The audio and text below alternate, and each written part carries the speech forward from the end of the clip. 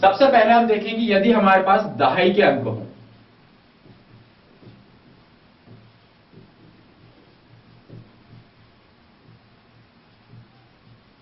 कि हमें दहाई के अंकों तक के लिए निकटता निकालनी है। जब भी आप किसी का निकटतम मान निकाल रहे हैं तो उसकी जो गिनती बनती है उस गिनती में आप ये देखिए उसका 5 वाला अंक देखिए, अर्थात जैसे गिनती बनती है 1 2 3 4, फिर आता है 5 और फिर 6 7 8 9 10।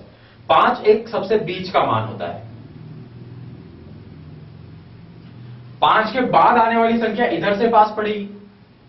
6 जो है वो 10 के ज्यादा पास है, 7 8 9 ये सब 10 के पास है, और 5 के इधर की जो संख्या है 4 3 2 ये सब 1 के ज्यादा पास है। तो जब आप 5 के इस तरफ हो तो आप सबसे अधिक इधर यानी कि 0 की तरफ आइए, और अगर आप 5 के इस तरफ है यानी कि 6 7 8 9 की तरफ है तो आप 10 की तरफ जाइए।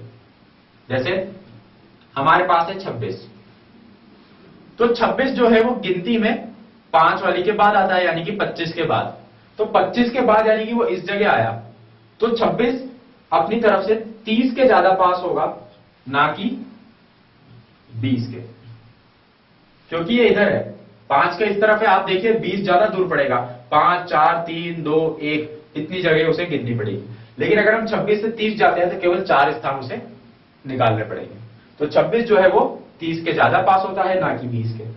इसी तरीके से अगर हम कहें 22, अब 22 बिल्कुल यहां पर हम देख सकते हैं ये 0 के कितना पास है, 5 के इधर है, तो हम कह सकते हैं 0 के ज्यादा पास है और 10 के तो बहुत दूर है। तो हम ना 22 के लिए इसके इस तरफ चलेंगे और इधर कौन होगा, इसके पास में 20 ना कि 30। तो इस तरह से हम सन्निकट मान देखते हैं। तो यह है दहाई के अंक में। दहाई में हमें क्या करना है, हमेशा दहाई वाले स्थान पे बनाना है, अर्थात दहाई वाले स्थान पर ऐसा बन जाना चाहिए कि 20 30 40 50 60 70 80 90 इस तरीके का हमें करना होगा। जब भी हम दहाई में सन्निकटता निकालेंगे तो हमें 10 20 30 40 50 60 70 80 या 90 इस तरीके के मान के पास जाना है। अगर हमारे पास है 56 तो हम इसके लिए लेकर जाएंगे 60। अगर हमारे पास है 59 तो भी हम जाएंगे 60। अगर हमारे पास है 51 तो हम जाएंगे 50 के पास। इस तरीके से हम दहाई के अंकों में सन्निकटता निकालेंगे।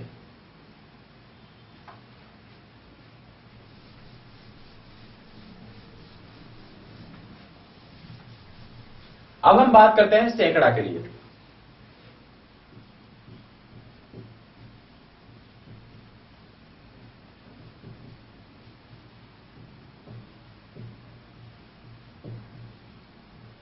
अर्थात अब हम 100 की बात करेंगे, जैसे 315 406 798। इस बार हम इसके इन दहाई के अंकों को पास में न लाकर पूरी 30 सैकड़ों वाली संख्या को देखेंगे। अर्थात 315 में हम ये नहीं देखेंगे कि 15 जो है वो 20 के ज्यादा पास है या 30 के ज्यादा पास है। हम ऐसे ना करके पूरा का पूरा 315 देखेंगे कि वो इधर 400 के ज्यादा पास है या उधर 500 के ज्यादा पास पे है। अर्थात हमेशा पहली वाली संख्या से देखिए, 300 है तो 400 की तरफ जाए या 300 की तरफ जाए या 500 की तरफ जाए। 700 है तो इधर 700 की तरफ आएंगे या 800 की तरफ जाएंगे, ये हमें देखना है। ना कि आप यहां ये नहीं देखेंगे कि जैसे ये 406 है तो हम इसको 410 लिखे, वो चीज नहीं करनी है। दहाई के लिए नहीं देखना है, सैकड़े के लिए देखना है। अर्थात अगर हम 315 के लिए देखेंगे तो इसके लिए 300 ज्यादा पास है। हमें 300 के 15 के इधर उधर दो चीजें मिलती है पूर्ण रूप से, एक तो 400 और एक 300। अब ज्यादा पास कौन पड़ेगा, 300। ये नहीं हो सकता क्योंकि 400 के लिए तो बीच में बहुत सारी संख्याएं हैं, लेकिन इनके बीच में केवल 15 ही है, इसलिए 315 के पास में हो जाएगा 300। तो निकटतम मान होगा 300। 406 के दोनों तरफ इधर चलेंगे तो आखिर में हम पहुंचते हैं 500 के पास, और इधर चलेंगे तो 400 के पास। 406 के लिए 400 बहुत पास है, केवल 6 अंक इधर।